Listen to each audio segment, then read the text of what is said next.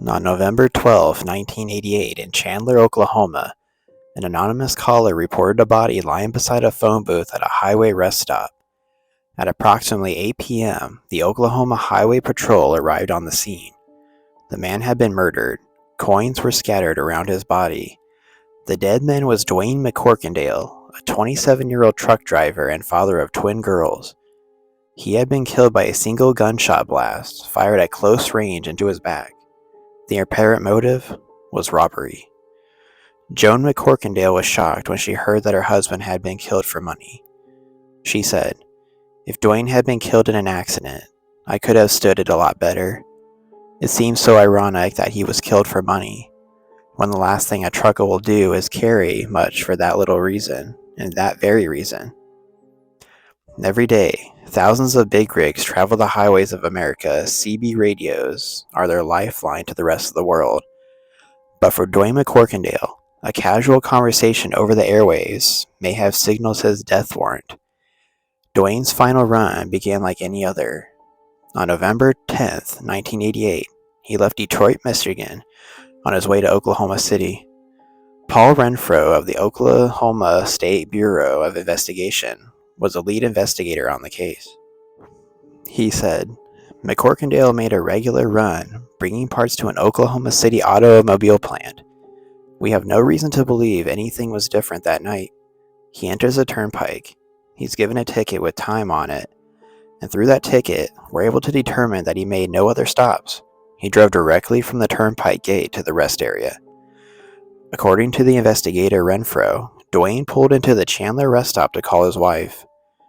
"We theorize that someone had been listening to him on the CB and actually followed him into that rest area, or perhaps he was already there waiting for him. It looked like he was walking up to the telephone, perhaps counting change out of his hands, and was killed as he stepped up to make the call. Whoever was involved in this killed McCorkindale, just shot him in the back, and he was dead before he hit the ground. They checked him to see if he had any money on him, any valuables at all. So people like that, to us, are scary, because those type of people in our minds are very likely to do it again." And that's what he said. The only items missing were Dwayne's keys and his wallet. Investigator Renfro estimated that the killer's take was no more than $25. He said, "Early on in the investigation, our leads were thin. The agents started putting notices in the trucker magazines across the United States, and the calls started coming in. Within days, several truckers called about a brown Ford Pinto equipped with a CB radio. According to investigator Renfro, Dwayne was caught in a dangerous game of cat and mouse. He said, "At the time of the McCorkindale death, we had reports that the Pinto was driving very erratically on the highway, trying to cut 18-wheelers off. Then when the truck driver would call them on the seat, they were abusive. They said, 'Leave us alone or we'll do to you what we did to this other trucker.' 3 weeks later, authorities received a call from another trucker, Ed Heitkamp. He was breaking for lunch at a rest stop when he was approached by a young woman who was acting strangely. And then Heitkamp said, 'She was, I hate to say it, but she looked kind of trashy. I mean, it looked like she had been on something. And she was just awful shaky. I kind of tried to reach to get a map, and the next thing I know, she's got her whole half front inside the truck. About that time, this brown Pinto pulled up, and then she jumped out of the truck, and they took off. The next day, just 13 miles south on the same highway, Dwayne McCorkindale was gunned down. Today, authorities are no closer to finding the Pinto and Dwayne McCorkindale's killer than they were the night his body was discovered. Their only lead is the brown Pinto. The occupants of the car are described as a white male and a black male, sometimes accompanied by a white woman. Dwayne McCorkindale was murdered doing the thing he loved best, but for him, the freedom of the road sadly ended. If you have any information on this case, please call 800-522-8017 or submit online at tips@osbi.ok.gov.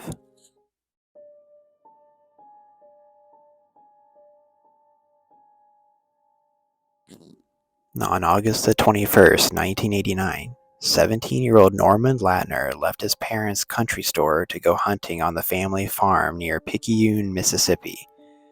Norman was a popular high school student who loved the outdoors. He knew his family's 122-acre property like the back of his hand. According to Norman Latner Sr., his son was late coming home.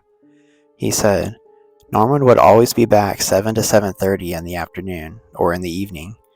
And about 7 o'clock, I began to get worried because he was very punctual, and it was the most unusual thing.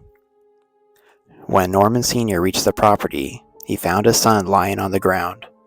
And then he said, I knelt down by him and felt that he was cold, so I knew he had been dead for a while. It's a deep shock and a tragedy to find your own son dead, because you could never imagine or think how this could happen until you've experienced it and gone through it. A single gunshot to the head had taken the young man's life. Just after 10 p.m., the sheriff's department arrived.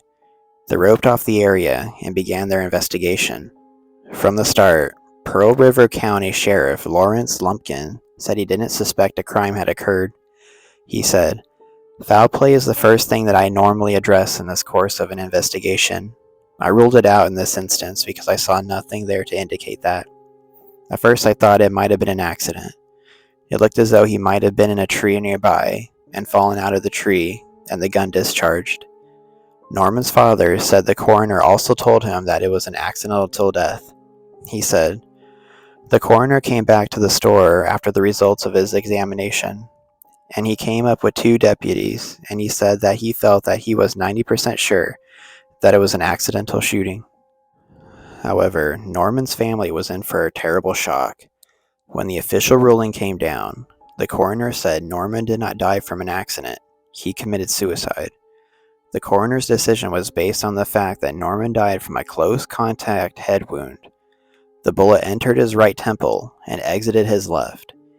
It was a very typical suicide wound, Sheriff Lumpkin speculated. He said, I think that he went back into an area where he felt comfortable, and for reasons that we don't know, that he decided to take his life. Norman Sr. couldn't see how that was possible. He said, I knew my son too well. He enjoyed and he lived life to the fullest. He was happy. He was outgoing. He was not depressed in any way. They made no attempt to locate the bullet.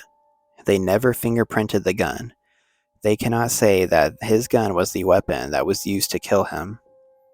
There were other problems. Norman's wallet, with $140, was missing.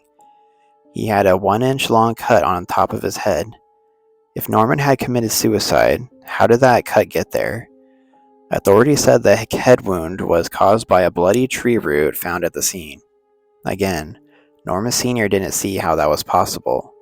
He said, We didn't see how that could have happened because falling straight back, you would hit your head on the side or directly in the back, not up in the crown of your head or in the peak of his head.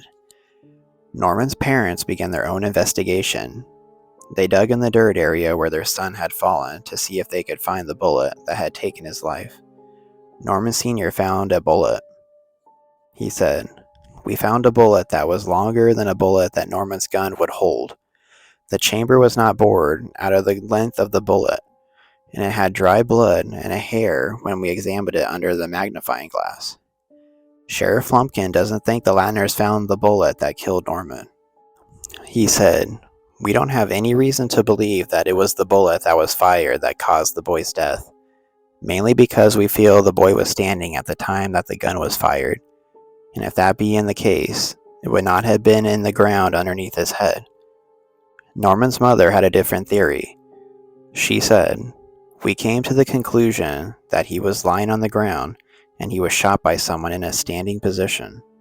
The Latners gave the bullet to a state ballistics expert, but he couldn't tell if it had come from the Norman's rifle. And when they were given back the bullet, they claim it was not the same one they had found. A few weeks later, Norman's parents went to the coroner's office to question his ruling. His mother said a stranger interrupted their conversation. The stranger said to Mrs. Latner, he said, Don't open this case, Mrs. Latner. You have other children? I suggest you raise them for your own good. You'll never find the person that killed your son. And then she said he left. Unfazed, Norman's father returned to the area where his son had died. 300 yards away, He found a strange radio-like device that looked homemade. State authorities said it was not an important clue, but a neighbor suggested he show it to an ex-narcotics agent who lived in the area. Norman Sr. recalled what he was told. He said the former DEA agent said that this was the type of device that drug dealers use to signal aircraft by sending out a lone range signal for the proper alignment to drop a shipment of drugs. Norman believes that his son came upon drug dealers in the woods, and they killed him because they didn't want any eyewitnesses. Authorities continue to stand by the coroner's ruling, but Norman's mother says it was nothing less than cold-blooded murder. She said, "We will not stop this investigation no matter what, until it is finished. We owe it to our son, and we owe it to our children. We owe it to ourselves, and we owe it to the other people's children out there as well." If you have any information on this case, call the Picayune Police Department. 601-798-4682 is the phone number, or put in a tip at unsolvedmysteries.com.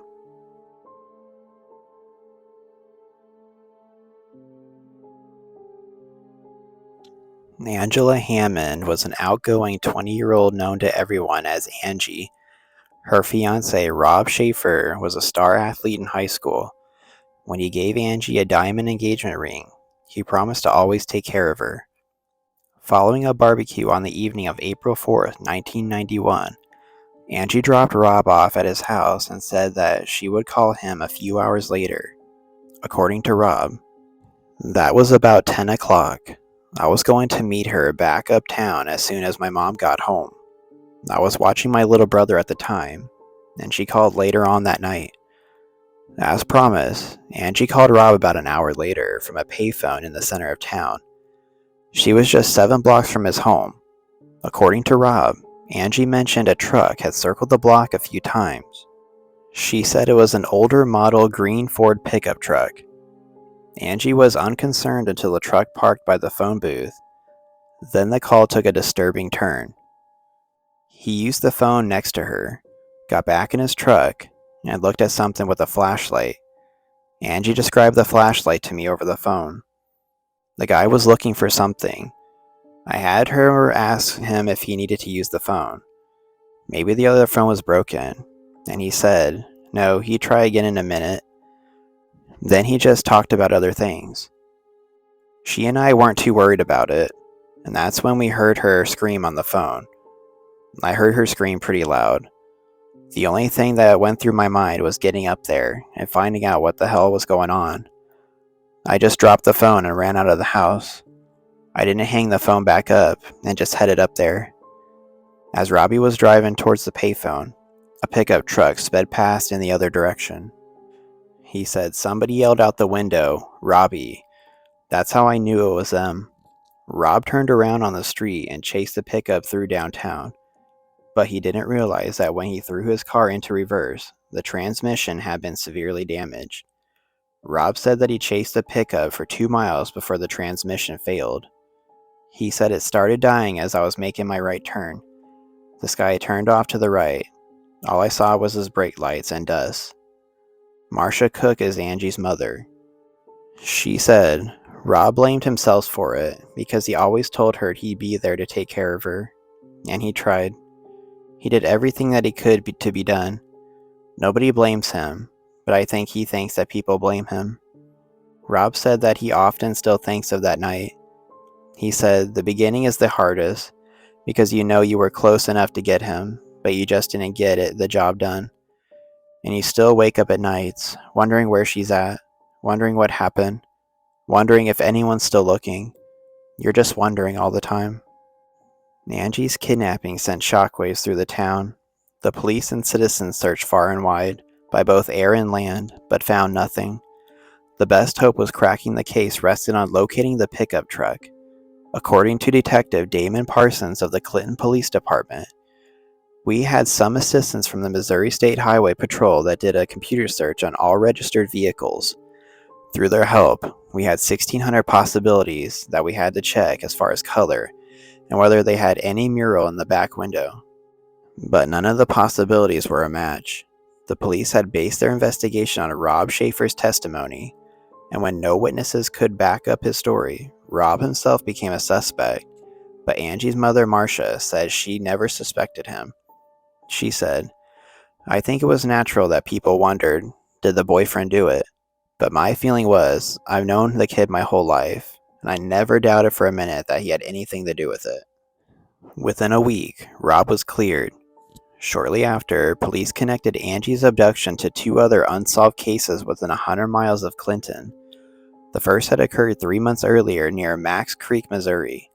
On January 19, 1991, 42-year-old Trudy Darby was working alone in a convenience store. She called her son to report a suspicious man. He was outside. Trudy's son hurried to the store, but found it was deserted after just 10 minutes. 2 days later, Trudy was found on a riverbank 10 miles from the store. She had been fatally shot twice in the head. About a month later, 30-year-old Cheryl Ann Kennedy was reported missing in Nevada, roughly 70 miles from where the body of Trudy Darby had been found. On February 28, 1991, Cheryl Ann had also vanished from a convenience store where she worked. She was not been seen since. Then less than a month after that, Angie Hammond was abducted. Detective Parsons thinks that 3 cases are linked. He said, "If Angela is found, it might provide a link that relates to, for example, Trudy Darby, or if Cheryl's found, maybe that will be connected to Trudy Darby and how she was murdered."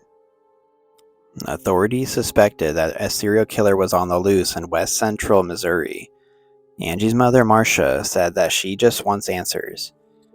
"If anybody out there sees anything, if they could put themselves in our place and know how we feel and how heart-wrenching it is that she was taken, even if the guy that took her sees this, if he would just call and let them know what he did with her."